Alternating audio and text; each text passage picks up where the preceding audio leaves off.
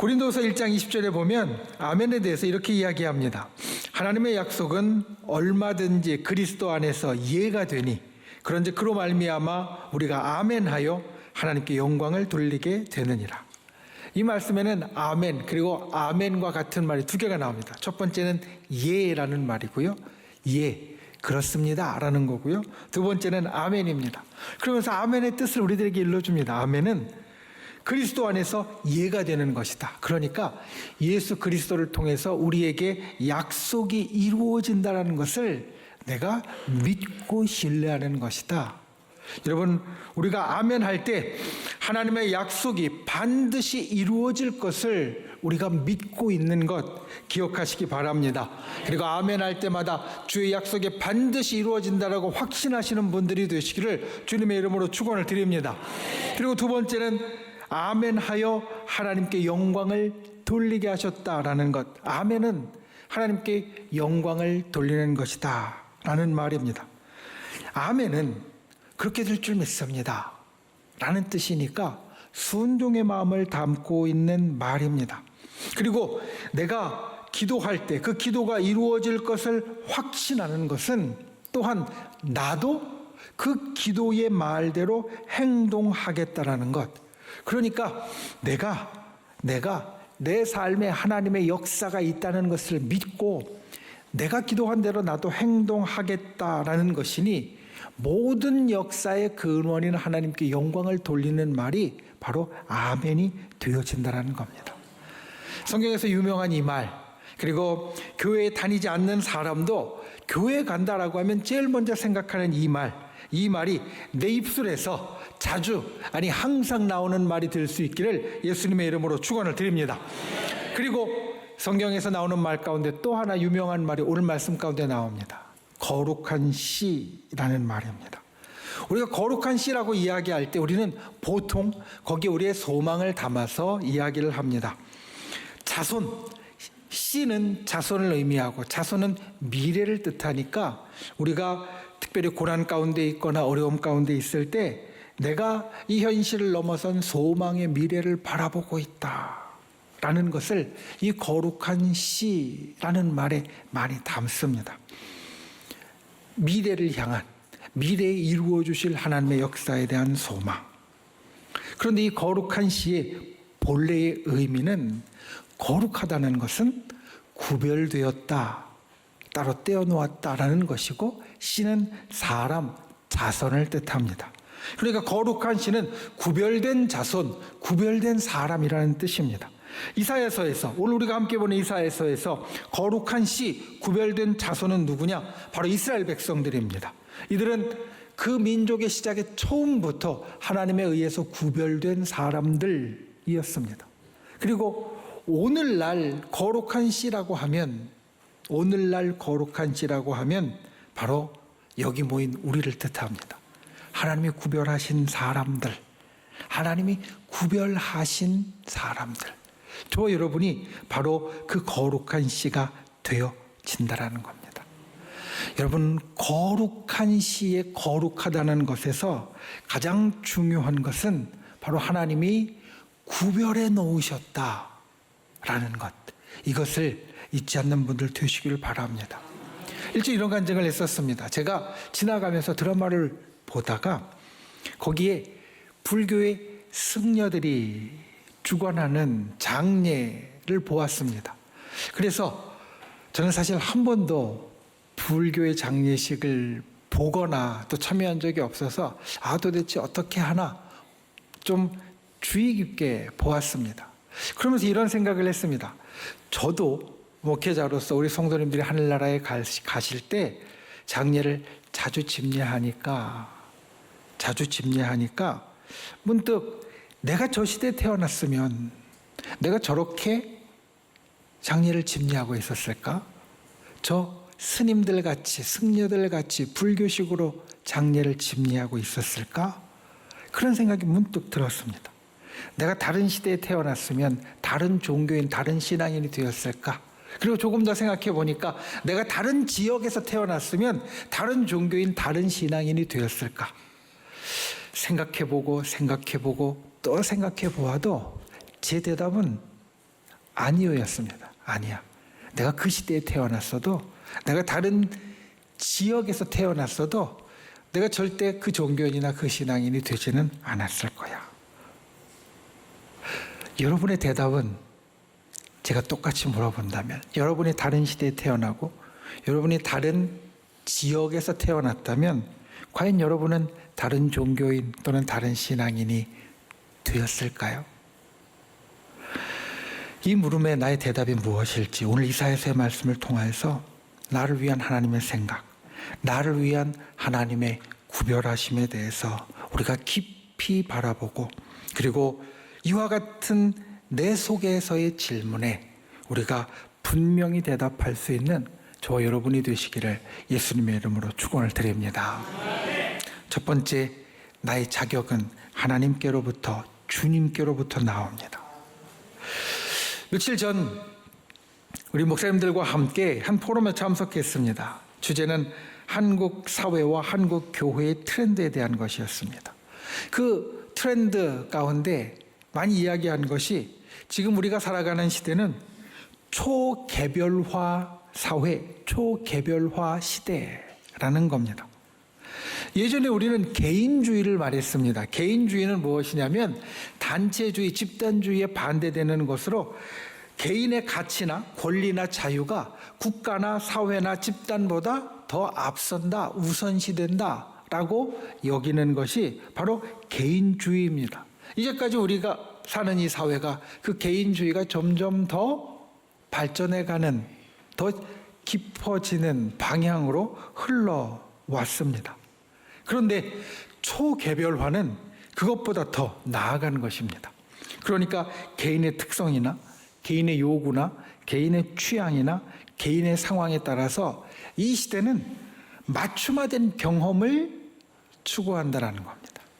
교회도 이야기를 들자면, 예전엔 성경 공부하면 똑같은 성경 공부에도 많은 사람이 모였지만, 요즘은 성경 공부라고 하면 나한테 꼭 맞는 성경 공부여야만 사람들이 마음이 끌린다. 그래서 집단으로서가 아니라, 그리고 두세 사람이 있다 할지라도 바로 옆에 사람과도 다른 경험을 추구하는 것이 이 시대, 이 사회의 모습이고, 이걸 초개별화라고 부른다라고 합니다. 하나님은 우리를 어떻게 대하실까? 이제 이 트렌드에 대한 이야기를 하면서 속으로 그런 생각을 했습니다. 하나님이 우리를 대하시는 모습은 어떨까? 그냥 여러 사람들 가운데 한 사람으로 나를 대하실까? 아니면 다르게 하나하나 대하실까? 그러면서 생각하는 것이, 이 초개별화는 사실 하나님이 우리를 예전부터 대하시는 방법이었구나. 이걸 깨닫습니다. 성경에 나오는 하나님이 구별한 사람들, 대표적인 사람들이 바로 선지자들, 예언자들입니다. 이들은 하나님이 구별해서 하나님의 일에 세웠습니다. 그런데 이들의 특징은 무엇이냐? 똑같은 배경을 갖고 있는 사람이 하나도 없다는 겁니다. 똑같은 방법으로 하나님이 부르신 사람이 하나도 없다는 겁니다. 이 선지자들, 예언자들은 다 가정 배경도 다르고 직업도 다르고 고향도 다르고 하는 말과 행동도 다른 사람들이었습니다. 그런데 하나님께서 한 사람 한 사람에 맞추어서 그들을 부르셨습니다. 오늘날 우리도 마찬가지입니다. 오늘 하나님의 부르심을 받은 사람이 바로 우리들입니다. 저와 여러분이 하나님이 부르신 사람들입니다. 하나님이 부르신 하나님이 부르신 우리에게 예전의 그 선지자들처럼 초개별화로 되어지는 것은 오늘도 하나님 우리에게 행하시는 것이 되어진다는 것. 그러니까 여러분 기억하십시오. 내가 가진 소명은 정말 특별한 것입니다. 소명이라는 것은 하나님이 나를 부르시고 나에게만 맡겨주신 것을 우리는 소명이라고 말합니다. 나에게만 준비시키시는 것을 소명이라고 말합니다. 그런데 그 소명은 내게 있어서 아주 특별한 것입니다. 선지자를 대체하는 선지자가 없는 것처럼 하나님이 부르신 나를 대체하는 다른 나도 세상에 있을 수 없습니다. 하나님의 소명은 나에게 있어서 정말 특별한 것이고 나에게 있어서 오직 내게만 있는 것이 되어진다. 여러분 기억하십시오. 오늘 여기 있는 나는 나만으로 특별히 하나님이 부르신 사람입니다. 이 구별됨과 부르심을 날마다 확인하고 날마다 우리의 마음 가운데 견고히 세워가는 분들이 되시기를 주님의 이름으로 축원을 드립니다. 그리고 하나님께서 이렇게 초개별화로 나를 부르시는데 중요한 면이 오늘 말씀 가운데 나옵니다. 이사야가 하나님을 만났는데 이사야가 제일 처음 느낀 감정이 무엇이었냐면 절망감이었습니다. 아, 나는 망했다. 나는 죽게 되었구나.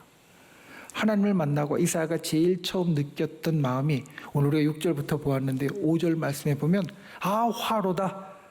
나는 망했구나. 내가 하나님을 보았으니 이제는 끝났구나 라는 것이었습니다. 우리를 절망에 빠지게 하는 것이 살다 보면 여러 가지가 있습니다. 때로는 다른 사람 때문에 절망에 빠지고, 때로는 내가 어떤 일을 하다가 실패해서 절망에 빠지고, 또 때로는 경제적인 어려움 때문에 절망에 빠지고, 또 때로는 예상치 않은 위기 가운데에서 우리는 절망에 빠집니다. 그런데 우리가 빠지는 절망 가운데 가장 큰 절망은 무엇이냐? 나 자신에 대한 절망, 내 자신에 대한 절망입니다. 다른 사람이나 다른 이유로 인한 절망감은 그 사람 탓이라고, 그 이유 탓이라고 말할 수 있겠지만 나 자신을 향한 절망감은 누구 탓도 하지 못합니다. 오늘 이사야의 절망감이 바로 이런 것이었습니다. 아, 나는 죄인이구나. 아, 나는 어쩔 수 없는 사람, 부족한 사람이구나. 아, 나는 연약한 사람이구나. 하나님을 보니까 느껴지는 자기 자신에 대한 죄성과 부족함과 연약함이 오늘 이사야의 절망감의 원인이었습니다. 이 절망감은 정말 컸습니다. 하나님을 만났는데 나는 망하고 죽게 되었다라고 말합니다. 그런데 하나님께서 이사야에게 해주시는 것, 제단에서 핀숯을 가져다가 이사야의 입술에 대면서 이사야의 죄를 사하여 주시는 겁니다. 여러분, 이건 크게 보면 이사야가 가진 가장 큰 절망의 원인을 주님께서 제해 주시는 겁니다. 사라지게 해주시는 겁니다. 인간의 죄로 인한 부정함은 인간 자신이 어쩔 수 없는 일인데 하나님께서 인간이 어쩔 수 없는, 내가 어쩔 수 없는 그 한계를 제거하시고 그리고 나의 절망감을 풀어주셨다라는 겁니다. 그리고 이것이 하나님께서 구별한 사람들에게 주께서 행하시는 역사입니다. 여러분이 기억하십시오. 내가 거룩한 시, 내가 구별된 사람이라고 하면 하나님은 나의 절망과 절망의 원인을 제해 주시고 내가 구별된 사람으로 설 수 있도록 나의 자격을 만들어 주십니다. 그것도 누구와 똑같이 해주시는 것이 아니라 나에게 맞고 나에게만 필요한 것으로 주님께서 만들어 주신다라는 겁니다. 우리가 거룩한 씨가 되었다고 할 때 그 자격은 오직 하나님의 역사, 하나님의 간섭에서만 나온다. 하나님께서 구별하시고 부르신 사람에게는 하나님이 주시는 자격이 주어진다. 여러분, 이것을 기억하는 분들이 되시기를 바랍니다. 이걸 깨달은 이사야의 모습이 바로 이것입니다.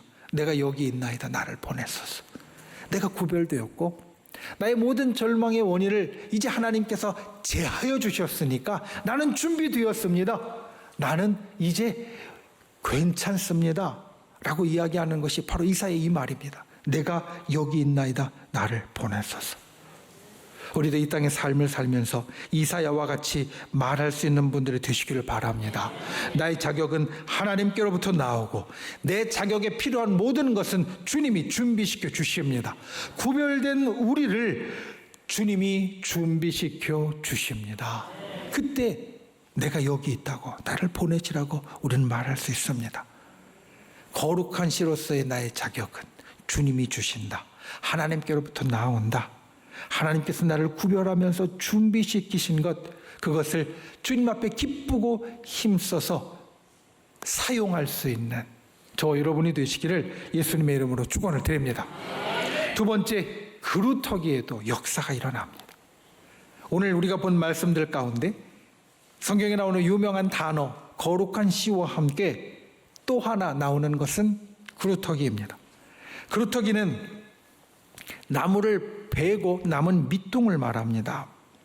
그런데 나무를 베고 남은 밑둥이 우리에게 있어서 오늘 보통 우리가 그루터기를 이야기하면 제일 먼저 소망을 떠올리지만 오늘 말씀이 첫 번째로 이야기하는 것은 소망이 아닙니다. 13절 말씀에 이렇게 이야기합니다.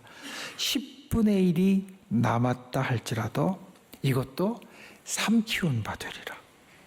무슨 말이냐면 나무가 베어지고 남은 밑둥이 10분의 1밖에 안 된다 할지라도 그것마저도 다 삼키우듯이 없어질 수 있다, 사라질 것이다. 그루터기가 남아있는 희망이 아니라 그것까지도 다 없어진다는 말입니다. 왜 하나님이 이 말씀을 하시느냐? 하나님이 이스라엘을 철저하게 심판하실 거라는 겁니다.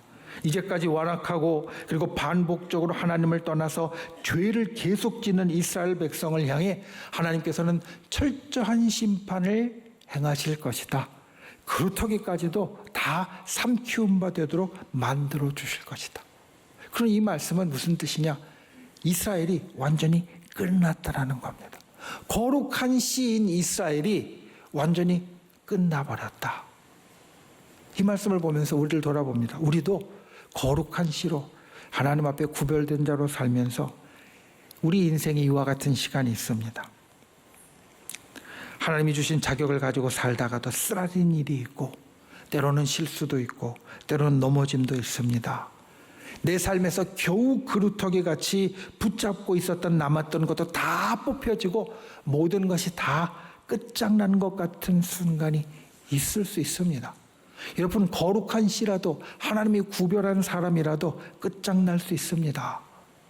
그런데 모든 것이 끝장나도 주님이 하시는 역사가 있다. 오늘 말씀이 그것을 이야기합니다. 눈에 보이는 그루터기까지 다 삼키운 바 되고 모든 것이 다 끝난 것 같은 순간에도 하나님의 역사는 계속되고 일어나고 있다라는 겁니다.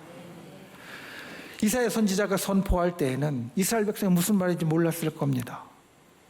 그루터기까지 다 삼키운 바 돼서 다 끝장난다는 것이 무슨 의미인지 그 다음에 무엇이 있을지 몰랐을 겁니다. 그런데 우리는 압니다. 왜냐하면 지나간 이스라엘 백성들의 삶을 아니까. 모든 것이 끝났던 이스라엘 백성에게 역사가 다시 일어납니다. 그래서 그들은 포로 생활을 끝내고 약속의 땅으로 돌아갑니다.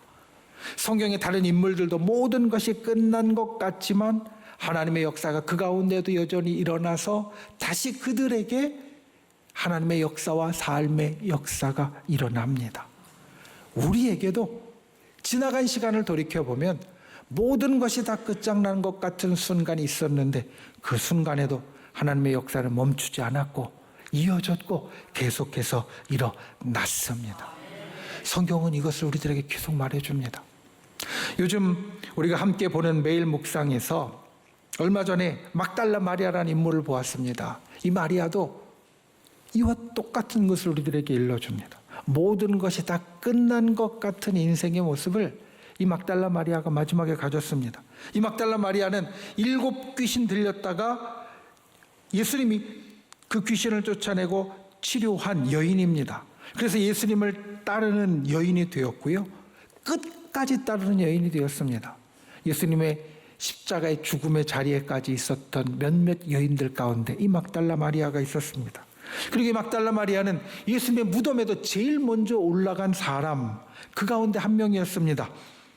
그런데 예수님의 무덤에 올라갔을 때 막달라 마리아의 심정이 어땠느냐? 이제 다 끝났다 했습니다. 그런 것을 보여주지 않지만 막달라 마리아의 모습을 보면 우리는 알 수 있습니다. 요한복음 20장 14절에 보면 이렇게 말합니다. 예수께서 서 계신 것을 보았으나 예수이신 줄을 알지 못하더라. 여러분 생각해 보십시오. 십자가에 달려 돌아가시는 그 마지막 순간까지 따라갔었던 막달라 마리아. 하루 지나고 바로 새벽에 예수님의 무덤에 제일 먼저 올라간 막달라 마리아. 그런데 그 마리아가 바로 옆에 서 있는 예수님을 알아보지 못했다라는 건 이 마리아의 절망이 얼마나 컸는지, 그리고 그가 소위 하는 말로 정신이 없는 상태, 정신이 나간 상태였다라는 것을 우리들에게 일러주는 겁니다. 바로 옆에 있는 예수님도 못 알아봅니다. 그렇게 예수님을 따라다녔고 끝까지 함께 했는데, 왜냐하면 너무나 절망이 커서 인생의 모든 것이 이제는 예수님과 함께 끝났다라고 생각해서 그래서 낙담하고 있었기 때문에. 그런데 그때 모든 것이 끝난 것 같을 때 주님의 역사가 베풀어집니다. 예수님을 알아보지 못하는 마리아에게 예수님이 이렇게 이야기하십니다. 마리아야. 그러자 그녀의 인생이 회복되기 시작합니다. 예수님을 다시 알아보고 그리고 다시 기쁨으로 채워지기 시작합니다. 부활의 역사가 이 마리아의 삶을 휘감기 시작합니다. 마리아는 예수님의 부활을 제일 처음 목격한 사람이었고 오히려 제자들에게 가서 예수님의 부활을 전해주는 사람이 되었습니다. 그루터기까지 뽑혀온 것처럼 모든 것이 끝났다고 생각할 때 예수님이 마리아 옆에서 마리아야 불러주시고 그의 삶을 기쁨 가운데 부활의 역사 가운데로 다시 인도하셨다라는 겁니다. 우리가 아멘 하는 것이 우리에게 아주 중요한 일이고 우리에게 아주 중요한 말이라고 이야기했습니다. 여러분, 우리가 좋을 때는 아멘 하기가 쉽습니다. 내가 거룩한 씨라고 스스로 생각하고 되뇌이며 아멘 할 수 있습니다. 그런데 모든 것이 끝나면 그루터기까지 뽑히면 나는 더 이상 거룩한 씨가 아닌 것 같습니다. 아멘 하기 어렵습니다. 나는 이제 안 된다고 생각합니다. 그런데 여러분 기억하십시오. 그루터기에도 하나님의 역사가 일어납니다. 그루터기에도 하나님의 역사가 일어납니다. 절망 속에 있는 마리아에게도 하나님의 역사가 일어났고 완전히 심판받아 멸망한 이스라엘 백성에게도 하나님의 역사가 일어났습니다. 우리의 인생에도 인생이 아무리 깊은 굴곡 가운데 빠져 있다 할지라도 하나님의 역사는 반드시 일어납니다. 거룩한 씨가 된 우리의 인생에 하나님의 역사가 일어난다. 그러니 깊은 굴곡의 순간에도 우리는 아멘을 멈추지 않는 사람이 되어야 합니다. 여러분, 거룩한 씨, 구별된 사람으로서 때로는 그루터기까지 뽑혔어도 반드시 우리에게는 하나님의 역사가 일어나리라. 이것을 바라보고 놓치지 않는 분들이 되시기를 바랍니다. 우리에게는 그와 같은 증거가 있습니다. 주님과 함께 했던 나의 지난 시간들, 심판으로 끝난 것 같았던 때에도 주님이 나에게 여전히 역사하고 있었던 지난 시간들, 그리고 그 가운데 인격적으로 나를 만나주시고 그리고 나에게 개인적으로 역사하셨던 주님의 모습들, 그 모습은 앞으로도 계속 일어날 겁니다. 지나간 것으로 끝나는 게 아니라 앞으로의 나의 삶 가운데에도 계속해서 분명하게 일어날 겁니다. 나의 상황과 나의 시대가 바뀌어도 거룩한 씨로서의 내 모습은 변하지 않아야 이 하나님의 역사가 내게 멈추지 않을 겁니다. 우리가 그와 같은 주님의 역사 가운데 모든 것이 다 끝났어도 주님의 역사 가운데 여전히 살아가는, 그리고 그것을 붙잡는 그러한 귀한 분들이 되시기를 예수님의 이름으로 축원을 드립니다.